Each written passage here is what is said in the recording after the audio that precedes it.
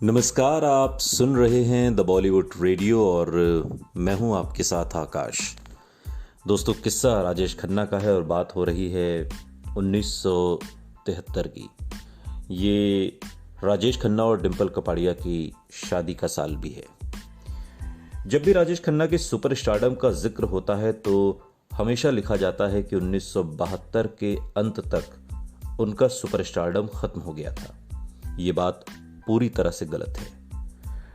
राजेश खन्ना दरअसल सुपरस्टार बनने के बाद पहली बार उनकी कुछ फिल्में फ्लॉप हुई थी, लेकिन ये बात इतनी बड़ी नहीं थी जितनी उस दौर के मीडिया ने बना दी थी।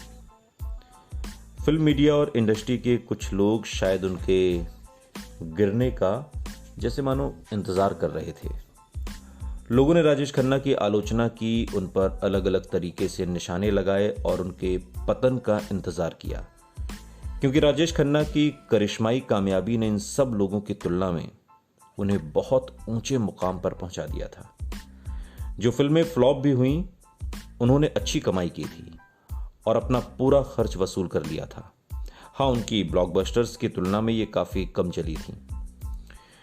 जे ओम प्रकाश एक बार बताते हैं कि बस कुछ फिल्में नहीं चली, इसका मतलब ये नहीं कि वो फिल्म इंडस्ट्री से आउट हो गए। सच तो ये है कि उन्होंने इसी दौर में बड़े बजट की कई फिल्में साइन की थीं। फिल्म बिजनेस से जुड़े हम लोग जानते हैं कि यहाँ हर शुक्रवार किस्मत बदलती है। हमें पता था कि बस कुछ ही समय की बात है, राजेश खन्ना एक बार फिर जबरदस्त वापसी करेंगे। राजेश खन्ना ने खुद कबूल किया कि अपनी सफलता के चरम पर उन्होंने परिप्रेक्ष्य खो दिया था और उन्होंने ये माना कि वो अपने स्टाइल और एक्टिंग को दोहरा रहे थे। निर्देशक जोर देकर मुझसे कहते थे कि उसी तरह आंखें झपकाओ जैसे आराधना में किया था। इन अदाओं का ज़्यादा इस्तेमाल ही बाद में मेरे खिलाफ चला गया। सालों बाद जब एक इंटरव्यू हुआ तो उस इंटरव्यू में राजेश खन्ना ने उन दिनों को याद करते हुए कहा, फैंस कुछ नयापन चाहते थे जो उन्हें राजेश खन्ना की अगली फिल्म राजा रानी में भी नहीं मिला। राजा रानी भी फ्लॉप हो गई। करियर में जो कुछ घट रहा था, राजेश खन्ना की निजी जिंदगी में खुशियां लौट आई थीं। मई 1973 में जब पूरी फिल्म इंडस्ट्री में राजेश डिंपल की शादी का जश्न मनाया जा रहा था, लगभग उन्हीं दिनों एक और खास घटना हुई। रोमांटिक हिंदी फिल्मों के बीच एक मारधाड़ वाली एक्शन फिल्म रिलीज हुई जो बदले की कहानी पर आधारित थी। फिल्म का नाम था जंजीर।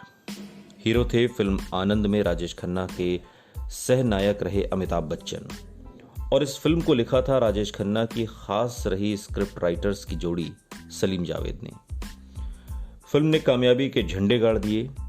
इसी के साथ हिंदी सिनेमा को एक नया नायक मिला, एक एंग्री यंग मैन।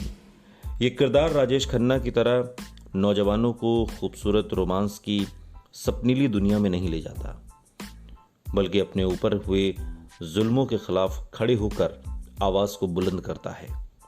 अपने नफासत भरे गुस्से से ये एंग्री यंग मैन रोमांटिक कहानियों में डूबे दर्शकों जैसे याद दिला रहा था कि और भी गम है जमाने में मोहब्बत के सिवा।